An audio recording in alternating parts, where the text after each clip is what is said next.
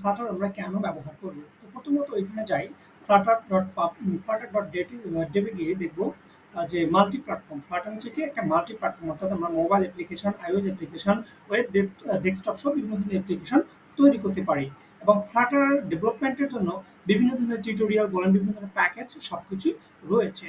এবং Flutter এর যে ইকোসিস্টেম সেটা হচ্ছে কমিউনিটি ইভেন্ট সহ বিভিন্ন ধরনের কালচার এবং কনসালটেশন হয়ে থাকে।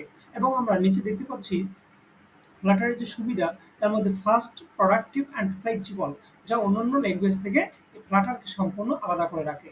এবং বর্তমানে ফ্লাটার ব্যবহারকারী কোম্পানিগুলো হয়েছে ইমার, গ্রফ, ড্রিম ইলেভেন, দ্যাটস মিন ইন্ডিয়ার বড় একটা কোম্পানি, আলিবাবা, ওবাই, ক্যাপিটাল ওয়ান সহ যে গ্রুপ সিএন, ফিলিপস, স্নোস, টয়োটা, স্কয়ার বিভিন্ন।